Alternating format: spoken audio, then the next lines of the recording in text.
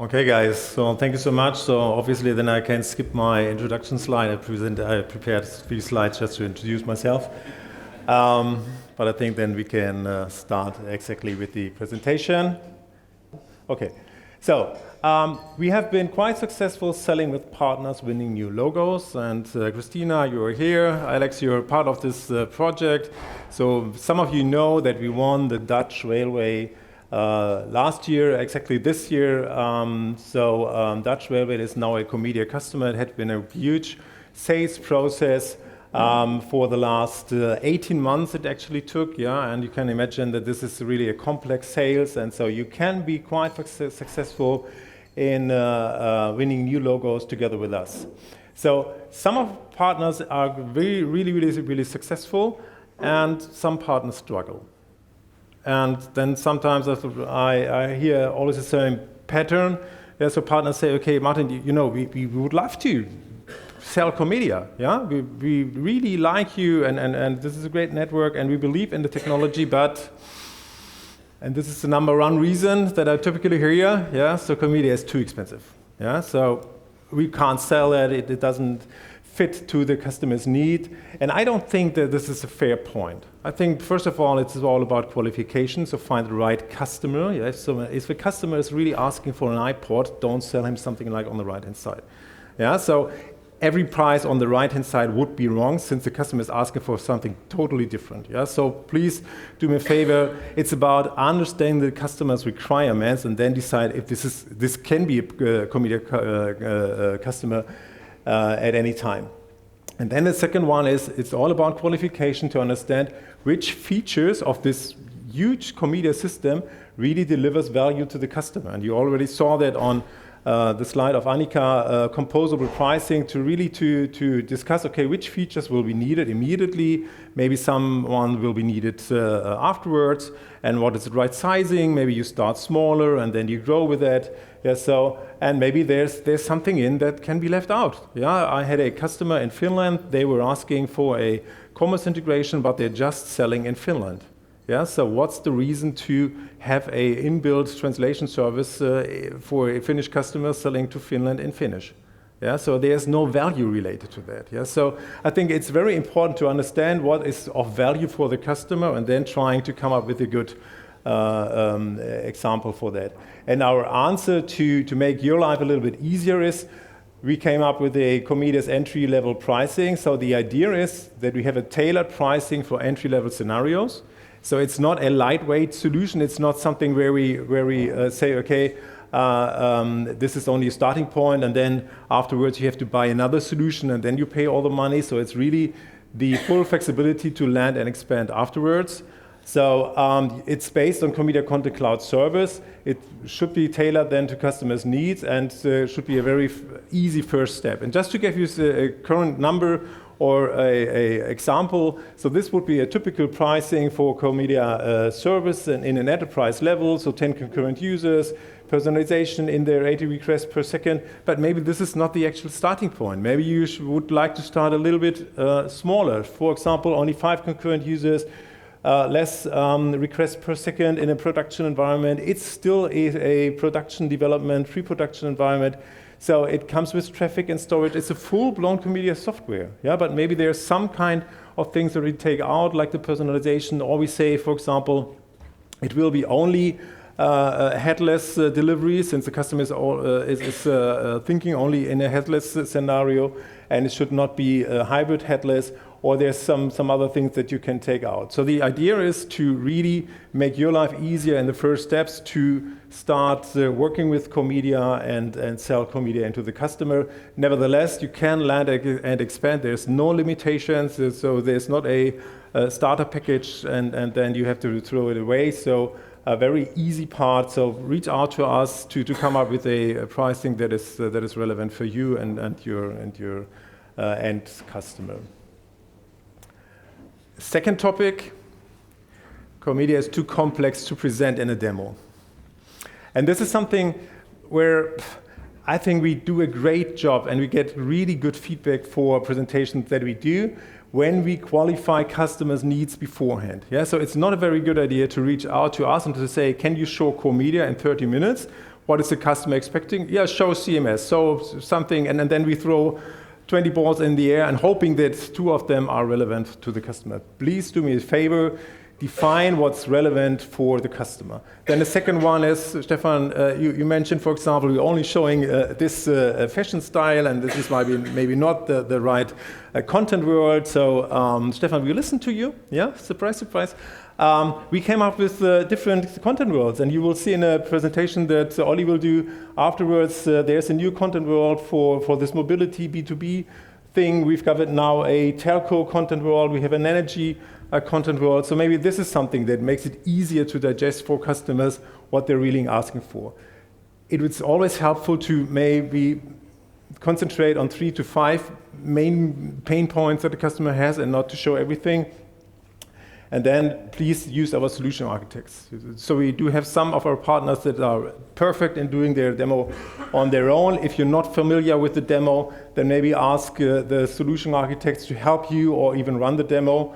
And you can do a dry run together with us to get some feedback. Ask colleagues to join this presentation and get feedback. So if your colleagues don't understand what you're talking about, maybe the customer doesn't even. So therefore, that it would be helpful. And Ollie, I prepared something. You haven't seen that, sorry. This is a video that I found, and this is about this great car and how it would feel to drive in the car. I hope the sound is on.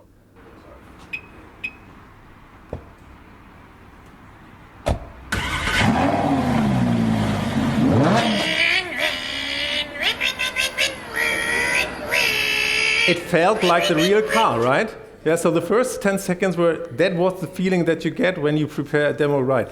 Yes, of course, we do it in a different way, but at the end, if you prepare that ride, that would be the right feeling, right? So keep that in mind. So if you prepare that ride, you can drive a car, although there is not even a car, right? Okay. Then different topic. Sometimes we were compared to other vendors. We already had this Gartner DXP quadrant on the screen, and this is the actual quadrant. You already mentioned that. So this is the 2024 DXP quadrant, and CoreMedia, we are located here, together with CrownPeak, Progress, Kentico. Yeah, so we are more or less we are a niche player. Yeah. You all know that the DXP quadrant has been replaced the WCM quadrant. So in the Web Content Management quadrant, we have been mentioned as a visionary for a very long time. Now they define the new quadrant, and the DXP quadrant more or less considers only integrated solutions. So best of breed is always hard to become a leader, since they say if you've got no integrated analytics, then it gives you 0 points. If you don't have A/B testing, 0 points. If you don't have commerce, 0 points. So with our new portfolio together with Engagement Cloud, we do have a lot of things in our offering, and Jeroen, you already mentioned that Gartner sees the value in our joint offering. Yeah, so we will definitely make a step to the right-hand side in the next year. But what they don't follow up, so they did not recognize the full offer because we don't have joint customers right now. Yeah, so we have customers for Engagement Cloud, we have customers for Content Cloud. We now have the first joint customers, so this will definitely help us, and you will help us hopefully as well to find more joint customers to use both of that. So this will bring us to the right-hand side of this quadrant. The other thing is ability to execute. This is always about how good can CoreMedia deliver projects globally. And with our Portuguese friends, at least we're now able to deliver, for example, in Brazil. We do have partners that work in the Asian market, yeah, but this is something we will not grow that fast in that direction, but I'm pretty sure that we move to the right-hand side in the next year. Nevertheless, I'm a big fan of the real story. And what is the real story? Real story is more or less like the same like Gartner. The only difference that they do is they don't talk to us. They don't talk to vendors. They just talk to customers. That's the reason why they call themselves the real story, because they say, okay, we just look on how the customers use the system and how they experience that. And I put that together as a short summary. So CoreMedia here is in the middle. You see our good friends from Adobe, Sidecore, Optimizely, enjoy your drink, CrownPeak. So different solutions, and you can see we are the best CMS or DXP for complex scenarios, and this is what we are. Yeah. Again, first picture that I had. Yeah. If someone is asking for a iPod, maybe this is not us. Yeah. But if someone is interested in a very complex solution, we can outcompete all of our competitors. So therefore, ask for the real story. I'm not allowed to share the report with you, but I put together this image, and I can share at least the image with you. Then a topic that had been a topic, especially last year, it calmed down a little bit, but still it's in the market. CoreMedia is not part of the Mach Alliance. So what is the Mach Alliance? First of all, what is Mach? Mach stands for microservices, so individual pieces of business functionality. A for API first, C for cloud native, software as a service solution, and H for headless. Yeah, it's a great idea. So I like Mach. Yeah, don't get me wrong, I like Mach. I don't necessarily like the Mach Alliance, yeah, because the Mach Alliance, in our point of view, gives us some kind of limitations that we don't want to have. Yeah, so we as CoreMedia, we definitely like microservices, and everything that is related to the engagement cloud is based on microservices. It has API first, it was cloud native, and it is delivering in a headless environment. For the CoreMedia Content Cloud, we do have a different heritage, actually. Yeah, so we are big fans of microservices, maybe not that micro than the Mach Alliance would like to have that. Sometimes it's good to have at least some integrated services, so that makes it easier for you as a partner and the customer to put together a full DXP out of 3 or 4 components, but not 40. Yeah? But microservices in general is a good idea. API first, we don't have to discuss that. Yes, of course, this is your business. Our business has always been based on APIs to use that. Where we struggle a little bit more is cloud native. So first of all, we're 26 years old, yeah, so we couldn't be cloud native. There was no cloud available back in 1996. What we don't like on cloud native is in the definition of the Mach Alliance, it has to be a multi-tenant SaaS. So first of all, I struggle with multi-tenant because some of my customers, at least, they would never run on a multi-tenant environment. CoreMedia is not necessarily SaaS because you want to do some kind of customizations on that. Yeah? And we need and we want to have a on-prem solution as well. Yeah? So some of you partners, you have your own data center, you want to run CoreMedia in your own environment, or ask the German army if they would like to move to AWS cloud. I don't think so. Yeah, so we need this on-prem solution, and this would not be allowed by being part of the Mach Alliance. Yeah, then it would be a cloud native only. And the fourth point about headless, we like headless, and a lot of you are providing headless solutions. Yesterday we had the presentation of Deutsche Bundesbank. Philipp, are you still there? So even them are moving to headless. So headless is a huge opportunity, and it's a great technology, but not for all of our use cases. Yeah, and we are proud to be hybrid headless. And hybrid headless means for you as a partner, you can consult your customer to decide on which is the best delivery technology. Maybe it's headless, but maybe it's still server-side rendering. Yeah, so there's no thing that we say, okay, we want to get rid of one or the other. So if we would be Mach compliant, that would be a limitation of CoreMedia's offering. And this is not what we want to do. Yeah, so we agree with the overall idea, but we don't want to be Mach compliant and part of the Mach Alliance, because that would not help you in selling that. And actually, I think the H in Mach for hype, it has been a topic last year. It calmed a little bit down. I think some of the vendors already see that even being part of the Mach Alliance does not necessarily sell your software on your own. Yeah, so you're competing with a lot of other vendors that are exactly bound to the same limitations. Yeah, so that will not make your life easier. I think it's a very good idea to say, okay, we agree to some of these, but it's a very good idea to say, okay, we differ for a certain reason. Same topic on open source.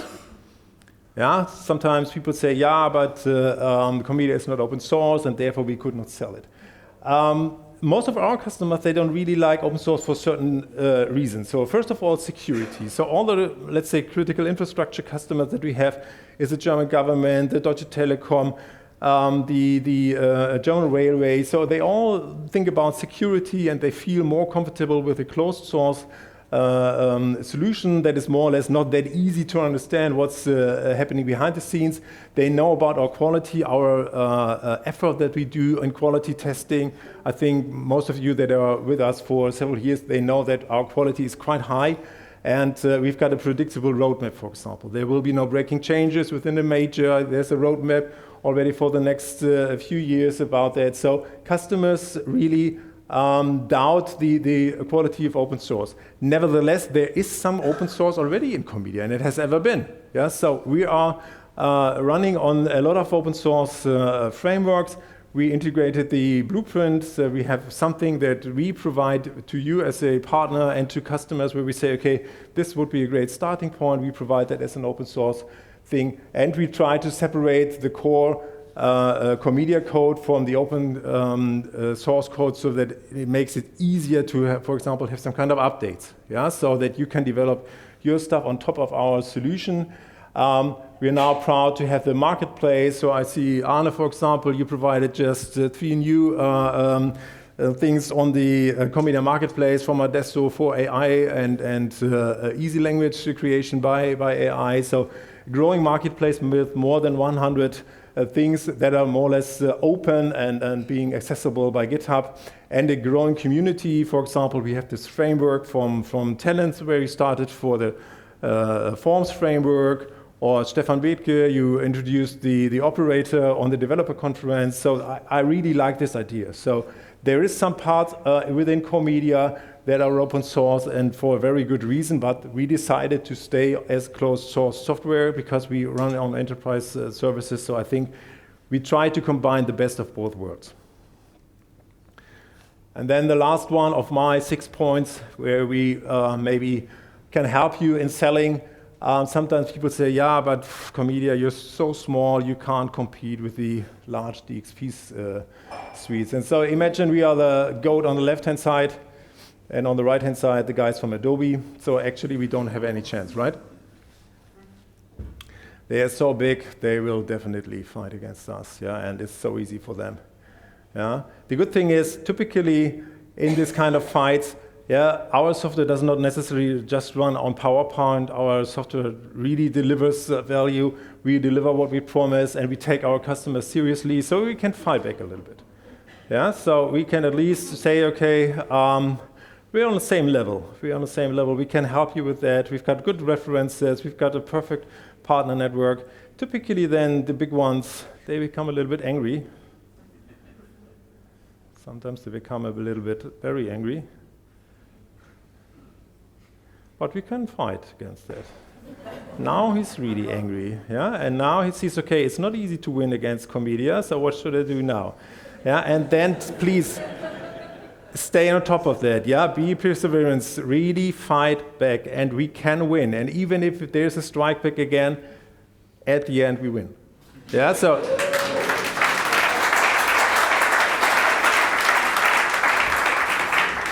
it's that easy, yeah? So I mean, say it's that easy.